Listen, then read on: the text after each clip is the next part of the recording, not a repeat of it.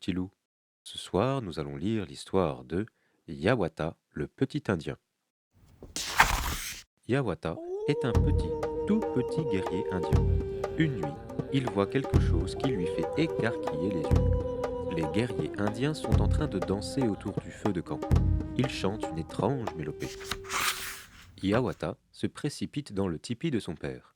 Il y trouve celui-ci, grand chef, assis près de sa sœur, nommée Tournesol. Père, s'écrie Yawata, pourquoi les guerriers dansent-ils cette nuit?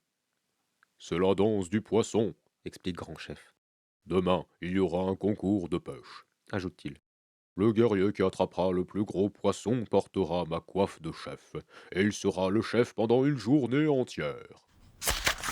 Yawata sourit avec orgueil. Je vais attraper le plus gros poisson, dit-il. Je gagnerai le concours.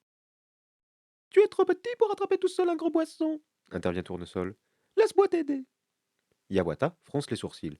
Les filles, ça ne fait que des bêtises, déclare-t-il. Je n'ai pas besoin de ton aide. Tournesol se contente de sourire. Qui vivra verra, dit-elle. Yawata s'élance hors du tipi de son père. Tournesol me croit trop petit pour accomplir un exploit, dit-il. Mais elle va voir. Cette nuit-là, Yawata rêve qu'il a attrapé un gros poisson. Dans son rêve, il a le droit de porter la coiffe de grand chef toute la journée. Le lendemain matin, de bonne heure, Yawata se rend au bord du lac, où se trouve son canoë. Il a emporté son matériel de pêche. Yawata pagaie vers le large. Quand je serai chef pour toute la journée, songe-t-il, je ferai travailler Tournesol.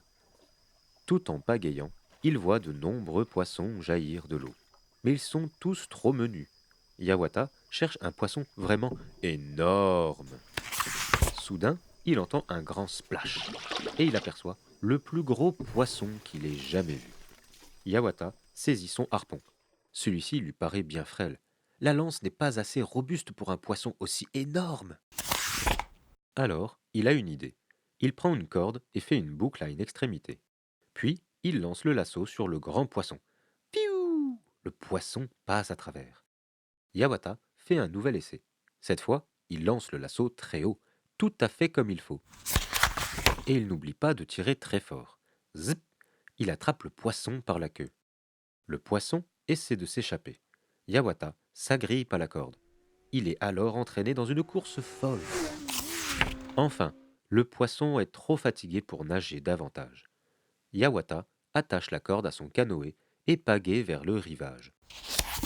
Il attache l'autre bout de la corde à un arbre. Puis, il court chez lui chercher un filet. Tournesol se dirigeait vers le lac pour laver un panier de linge. Salut, petit frère, dit-elle gaiement. Mais Yawata ne s'arrête pas. Il est trop pressé. Tournesol poursuit son chemin. Yawata se conduit comme un idiot, songe-t-elle.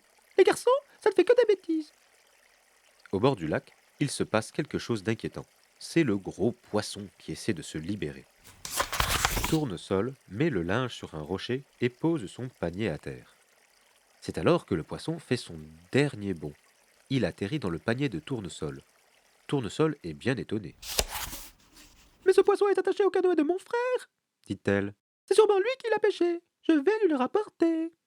Elle enveloppe le poisson dans une couverture pour l'empêcher de sauter hors du panier. Sur le chemin du retour, Tournesol croise Yawata qui revient avec son filet. Viens par ici, crie-t-elle. Je suis en train de t'aider. Laisse-moi tranquille, répond Yawata. Je suis occupé. Alors, la colère s'empare de Tournesol.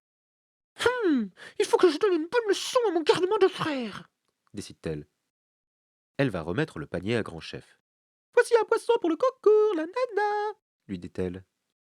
Quand Yawata arrive au bord du lac, il relève sa corde. Oh, le poisson s'est enfui, constate-t-il tristement. Et il retourne pêcher. Mais à la fin de la journée, il n'a qu'un tout petit poisson à rapporter chez lui. En arrivant au camp, Yawata apprend la nouvelle. Le vainqueur du concours de pêche, c'est sa sœur, Tournesol. C'est elle qui porte la coiffe du grand chef, Regarde le gros poisson que ta sœur a attrapé. s'écrie le grand chef. Celui-ci n'est rien, dit Yawata. Moi, j'en ai pêché un beaucoup plus gros, mais il s'est échappé. Le lendemain, Tournesol est nommé chef pour toute la journée. Je suis le chef, tu dois m'obéir, nanana, dit-elle à son frère. Va laver ce linge, tout de suite. Yawata part à contre-cœur avec le panier de linge. C'est terrible, pense-t-il. Voilà que ma sœur me donne des ordres. Mais, à son retour, Tournesol lui révèle la vérité. Mon énorme poisson était celui que tu as attrapé, déclare-t-elle. Elle va le dire également à Grand Chef. Je voulais donner une leçon à mon frère, avoue-t-elle. Elle pose alors la coiffe de Grand Chef sur la tête de Yawata. Maintenant, te voilà chef pour toute la journée, dit-elle. J'espère que tu seras gentil avec moi, hein. Yawata se contente de sourire. Qui vivra verra, songea-t-il.